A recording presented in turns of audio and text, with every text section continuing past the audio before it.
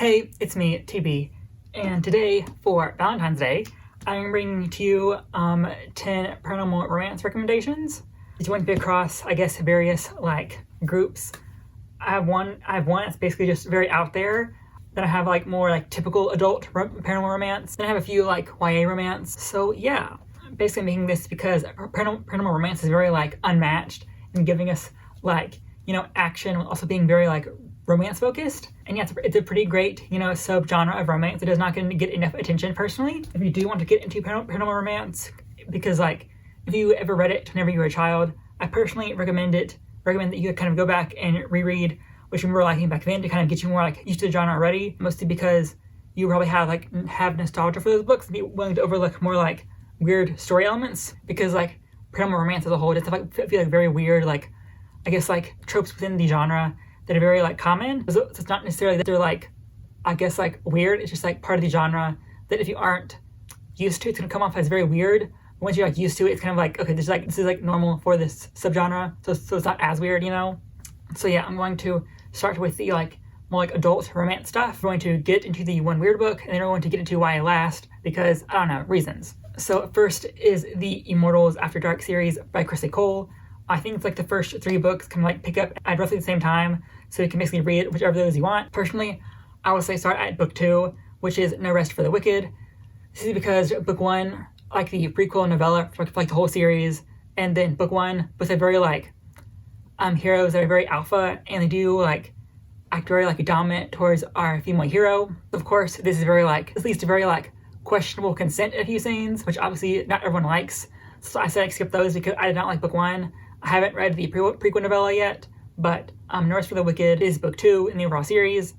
And as a whole, we can pretty much read these books out of order because you don't really need to read them in order so far. And I read up to book 4, and they pretty much all their own separate events, while also kind of pulling characters from previous books as side characters again. And they might come up as POV chapters for 1 or 2 chapters in the entire book, so it's not a big deal, and you kind of get a good idea of what they're outside of that. But in No Rest for the Wicked, we are following Caine the Cold-Hearted and Sebastian Roth. Sebastian is part of this group of vampire brothers.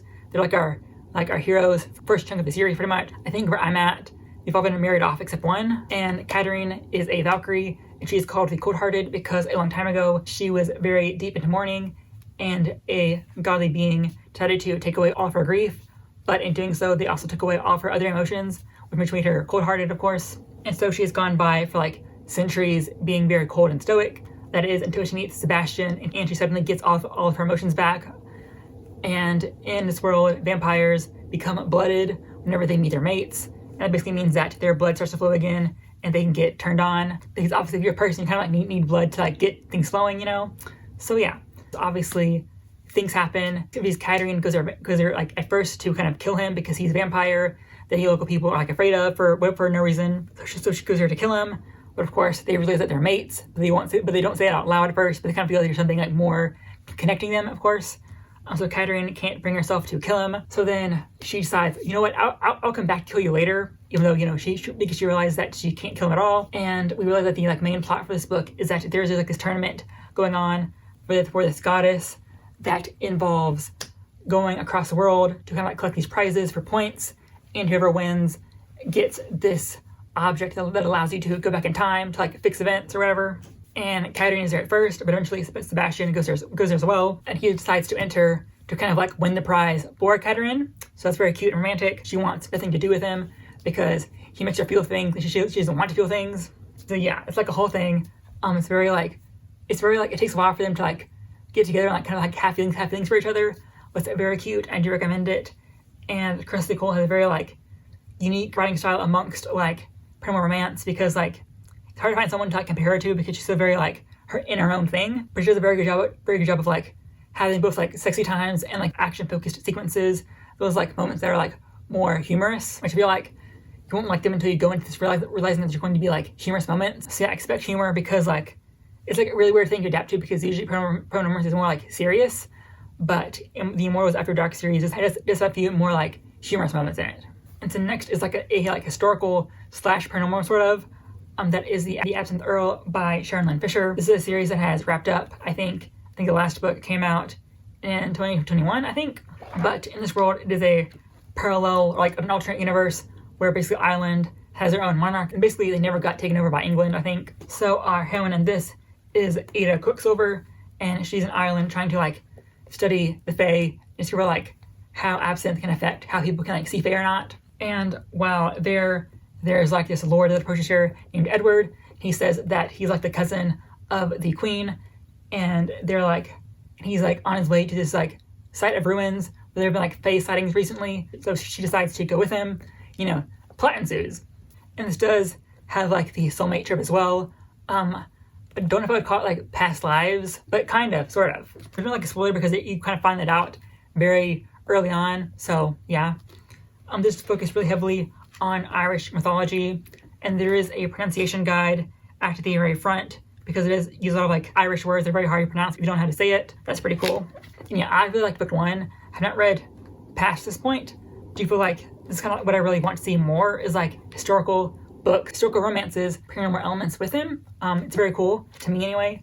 So yeah, and this book does end in a very like badass battle scene. Don't a lot of people talk about it, but yeah, I like it. I like the covers too, and the spines are very nice as well. So yeah, so next is one of the more like iconic series within paranormal romance, and that is the Psy Changing Series by Nalini Singh. And book 1 is Slave to Sensation. And so, in this world, there are the Psy, the changelings, and the humans.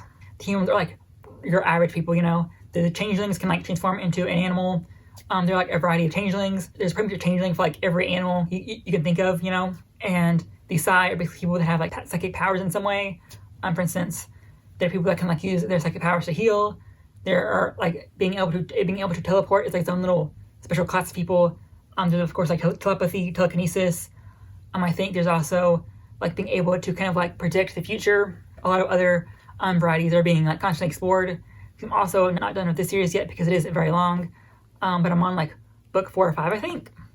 So far it's been very nice. In Slave to Sensation. And wait, I forgot to explain like more like plus stuff you need to know ahead of time. But in this world, the Psy used to have a lot of emotions, and this led to them kind of like having breakdowns because they felt so much being able to like connect, on a psychic level with stuff. So like I think like 100 years before our series starts, there's an event called the Silence where all the Psy kind of like connected to each other, and in doing so, he kind of like did this to restrain all emotion. Anyone that was shown to have like high levels of emotion was like taken care of. And so we were like 100 years after that, the Psy are known to be very cold and unfeeling, whereas the changelings are known to be very like physical in their affection. Even among friends, there will be a lot of like touch and like hugging and stuff. You're following Sasha Duncan, who is like the daughter of like one of the main people on the Psy Council, I think it's called. And Sasha goes with her mother to formalize this like construction agreement to like build houses specifically made for changelings with the local like changeling pack. And the pack leader is Lucas Hunter. And of course, things start happening between Sasha and Lucas because she starts to feel things for him. She starts to feel like her silence starting to like fracture away. And Lucas feels like this desire to touch her and stuff because, feelings and stuff. Except at first, Lucas thinks that it's just like his like alpha instinct to kind of like want to protect his pack because there has been a killer going around killing young changeling women. And he decides to kind of like use the Psy to kind of figure out who is doing the killing. But of course, feelings happen and it can't really use Sasha like that. So, stuff happens. It's very cute. I think one of the best scenes in this book, or like one of the best like events, I guess, is that early on after they first meet, there's like a dream sequence for Sasha where she thinks that it's like just her dreams happening. But we find out later on that they're basically having like sex dreams of each other and their dreams are like being like connected somehow. It's very fucking cute. I will say that. And also that for like an adult series, this can't be read out of order because like the world building does build up in like each subsequent book. Stories are like mostly self-contained, but like the world expands a little bit more every book. So like you do kind of need to read them in order. But honestly, I feel like out of the 4 that I've read, the first 2 are like the best. The 4th is better than the 3rd. But yeah, those are my feelings. I love the world that Singh is building. So yeah, that is the Psy Changing Series. So next up is kind of like, is it a romance series or is it urban fantasy kind of things? I think it falls kind of like directly between like urban fantasy and paranormal romance. Does that make sense? And that is the Suki Sakka series by Charlene Harris. This is like book 1, Dead Until Dark. So there are like 13 books in the series and it ends horribly. But like from books like 3 to like 9, it is like peak goodness. It's so fucking good during that specific time period. you know, after 9 it kind of goes downhill, and books 1 and 2 are kind of like, they're good but not like great. Like books 3 through 9 are like great books, but like books 1 and 2 are like good books, you know? So in the series we are following our character Suki Stackhouse, who is a telepath in Valentine, Louisiana. And in this world, I think like a decade or two before the series starts, vampires have come out because there's synthetic blood being made, so they don't need to like train humans anymore. And one day while she's working in the bar that she works at for like a while, a vampire comes in named Bill, and she ends up rescuing him from being drained by these people, because in this world vampire blood is like seen as like a drug basically. So she rescues him and a romance happens. I will say that honestly I recommend reading the audiobooks for the series, because the chapters are very long and it makes it like very like annoying to read because the chapters are so fucking long. But as an audiobook it feels much better. Speaking of audiobooks, I've read the Psy Changing Series on audio, and I like the narrator for that. And the Immortals After Dark series also has a great narrator. It's a dude, but he does like such good voices. It's pretty great. Also, you're basically following Suki throughout the entire series, so she does go through like a variety of boyfriends. So you want to have like only one love interest from that series for you, but we'll see that the way the romance is written for most of the time, it makes sense as to why she goes from like different guys. So yeah, it's a pretty great series. I really liked it as a whole, and I do want to reread it in the future, but just like the last like 2 or 3 books are just bad books. So yeah, like every book is basically Suki solving some mystery, and as the books kind of like continue on, we get more and more creatures being introduced. So yeah, it's a pretty fun series. So yeah, so next up is Beckoning Blood by Dana DeLorme. This is the pick for my Creole book club. Pretty sure this was a pick for October, I think. This is a very dark romance. I think the author called it like a horror romance, which is probably very accurate. It's also very like weirdly structured romance. So go in knowing that you're basically following our 2 brothers. There's not a romance between them, but it's like our 2 like main POVs, Olivier and Theory, I think. Basically, I think it's Olivier wants to fuck Theory, but Theory doesn't want anything to do with that. So yeah, and basically the way this is set up is that there are like 3 separate time periods that we follow them in: the modern day, the medieval times, and like this 18th century, I think. And they're like pretty much like every third of the book is like a different time period, I guess. It's kind of like weird to explain. Basically, you're following them as time kind of goes on, as Theory is trying to find his soulmate again and again because he keeps dying. It's a very like interesting thing. It is heavy on the gore because obviously his love interests keep dying in very gruesome ways. People do get killed a lot, and there's a rape scene towards the end that's very explicit. So yeah, go in knowing that. Be obviously very dark romance, so yeah, be warned for that. But I did really like reading it. And now to the one like weird book. It is like technically a monster romance, but I'm counting it as a paranormal romance, so here it is anyway. And that is Morning Glory Milking Farm by C.M. Nascosta, I think. So in this one, we are following our character Violet, who is a down on luck girl that is like struggling to make, you know, ends meet. So she takes his job in a like nearby city to join this milking farm where they basically jerk off minotaurs for money, because in this world that minotaur semen is very like profitable. It's used in like, I guess like sex pills or something like that. I forget what. And doing this work, she meets this guy. They find each other outside of work because they kind of like connect while she's at work. And of course, romance happens. They fuck. It's a pretty good time. It's pretty short too. I think it's like under 200 pages. But it's very sweet and cute. Also being like very sexy and dirty. So it's a pretty good time. So it's a pretty like cute time. And I'm sure this is gonna be one of the series where like every book is a different couple. I think there is like a prequel series of sorts.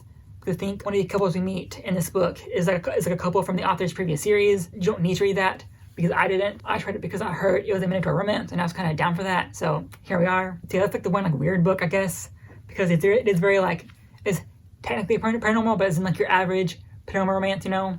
So next we are into YA romance. So first off is Crave by Tracy Wolff. This is my signed copy. So this is like a new series that came out in the last like year or two, and the author has been like turning out books like no one's fucking business. Like this year alone we have like 3 books coming out again. Fucking I don't know how she writes so fast, but it's probably because she doesn't cut shit, because this is fucking thick, and this is like the smallest book in the series so far. So yeah, but we're following Grace, who's moving to Alaska to go to this academy that her uncle runs, because her parents have both died in a like car accident, I think, and it takes it like a while for it to be revealed, but it's pretty obvious from the cover. You were getting vampires, of course. And she basically finds out that the school that she's been going to is meant for like supernatural creatures, like vampires, witches, werewolves, and dragons. So yeah, it's one of those books. I think it's again a series, like the books are saying heroine, but yeah. And there's more to Grace than meets the eye as well, which we'll find out in book 2.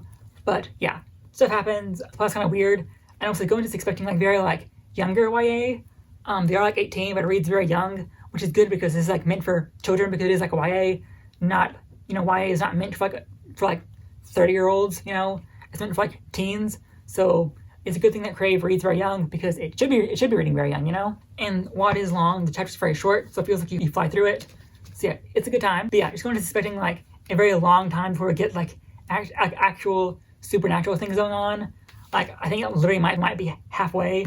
So yeah, but still, I really like the series. So next up, I'm going to talk about Obsidian by Jennifer L. Armentrout. This is like first of like 2 series on here. This is her alien romance series, which I know, hear me out. It sounds very fucking stupid, but listen. In this, we are following Kat and Damon. I think it's actually pronounced Demon in the audiobook for whatever reason. So anyway, Kat and Demon. Kat is moving into town for some reason, I forget why. She's moving into town for the first time, and while there, she has these neighbors that are very like weird. One of them being Demon, who's very like mean to her for no reason. Eventually, of course, find out that they are aliens, basically. There's aliens called the Luxon, I think, that have like light powers, and they have like a very like alien form. It's very like basically a being of like pure light. And they can like use telekinesis, or like they can like stop time or something. I forget what. I know it sounds very weird, but like trust me, it is like so fucking good. I'm pretty sure I binged like the entire series back to back. So yeah, it is very well written. I did like my time with it. I think it's like book 3. That's probably the worst in the series. But it is end on a high note, I'm pretty sure. So yeah, it's fucking wild. It's a great time. So yeah, highly recommend it, even though it sounds very stupid. And you can totally tell that this was written during the era of Twilight because it reads very like Twilight-esque at first, but it's so fucking good. So yeah, that's Obsidian. I promise you it sounds way better than the minute I'm making it sound. But yeah, it's a very like Twilight-esque setup where it's like a new girl moves into town, or she makes friends with the like local people that don't talk to anyone else. So yeah, it's a very like Twilight setup, but it's so fucking good. Just like trust me on this, I promise. So next up is a throwback series. Well, one of 2 throwback series, like 3 I guess. And that is Night World by O.J. Smith. It's also available on audiobook. I have not listened to it on audiobook, so I have no idea if it's like good or not. But this series of like 9 books, it's supposed to be 10, but you know, reasons. Series like 9 very short books are all like under 200 pages, I think, barely over 200 pages. Each book follows a different couple in this overall world. And book 1 was also titled Secret Vampire, I'm pretty sure. And so in this one, we are following Poppy, who receives I think it's a cancer diagnosis. Basically says that she is going to die very soon, very quickly, because they didn't pick it up fast enough. And while in the hospital, thinking that she's about to die, her best friend, James, comes to her and says that he's a vampire, and that if he turns her, she can live forever, but she won't be able to ever see her family again. So of course, you know, stuff happens. This is a 90s promo romance, so going expecting like very like outdated tropes to us. But back then, these were like cutting edge tropes, you know? So yeah, obviously it's very short, so like the plot goes by very fast. But overall, it's a very like cute time. So yeah. And the series as a whole has more hits than misses, but there are a few misses, but overall, it is mostly good books. You know, maybe if you want something like faster to get into, this might be a good place to start. Wholesome, like very like, it is 90s in a very like comforting way, like in a 90s teen movie way, sort of, you know? So yeah, that's Night World, or Secret Vampire. And then next up is White Hot Kiss by Jennifer L. Armentrout. This one, we are following Layla, who is a half gargoyle, half demon. And because of this, she cannot interact with people, because if she does, her demon side basically like have her drain someone's soul, so she can't kiss anyone. And she's basically trying to have a relationship with this guy named Zane, who is a like full gargoyle basically. And in this world, basically the gargoyles are there to protect humanity from demons. Obviously demons are bad, so they're there. She wants to have this relationship with Zane, but he only sees her as like a little sister pretty much. And she can't like kiss him or do anything with him, because obviously she will like basically kill him by draining his soul. So you know, shit happens, and she meets this guy named Roth, who is a like full demon basically, and because he's a demon, she can't kiss him. So obviously like stuff happens. Roth is great, I love him, and the series was great because it's pretty much like a chilling book, like more like vibes and plot. There's like a plot where I think Layla is trying to find this book with Roth. Trying to like work together to like figure out where she comes from, because she does not know who her mom is. I think that's where her demon side comes from. So yeah, there are angels in the series, but I don't think we see like a lot of them here. I think we see more of them in the sequel series. And I'm pretty sure I liked the first series over the sequel series, but they're both like fun times, you know? And finally, I saved the best for last. and that is Fallen by Lauren Kate. This is like one of the first YA books I remember like buying myself and reading. Why? I have no idea. But this is my first edition copy of Fallen. Pretty sure I have like the entire series in first edition. So yeah, to get that's pretty cool. But this is a series. Nothing gets explained until like the very end of book 1. So I don't have to tell you shit now. Again, you can tell that this was written in the era of Twilight because of like plot stuff. Basically, our main character is named Lucinda. She goes by Luce, and she's sent to this like boarding school of sorts after her boyfriend mysteriously goes up in flames after they kiss. Obviously, people assume foul play, so she's sent there as like punishment, basically. And while there, she meets this guy she has this like pull to named Daniel, and obviously he knows her somehow as well because he's trying to avoid her at all costs. But while there, another boy named Cam is trying to fight for her attention. So yeah, it's like a whole thing. And I would tell you ahead of time, this series is a like past lives romance, like a reincarnation thing, because it is like the main draw of the series in my opinion. So yeah, it's a good time. Now for the series is like great books, because I did review the series like in 2021 I think, or like maybe 2020. So yeah, I do highly recommend the series. Just don't read the book that came out most recently. I think it's called Unforgiven. It's very bad. It was not meant to be part of like the like original series. So yeah, skip that. But read like the first like 4 books and the novella. They're all very good and fun. So yeah, that's Fallen. Another like very nostalgic read, but still it holds up in my opinion. So yeah, that's Fallen. I loved it. And yeah, there are also angels in this one as well. So yeah, good time. And yeah, those are all my paranormal romance recommendations for you. Hopefully you find something here that you liked, and hopefully you liked celebrating Valentine's Day being here with me, because it is 10 o'clock on Sunday and I still have not, I'm like just filming this right now and I need to edit that before bed. So I need to get on that. So I shall see you next week. Thank you for watching. If you like this video, subscribe, like, share all of that. And yeah, I will see you next week, hopefully.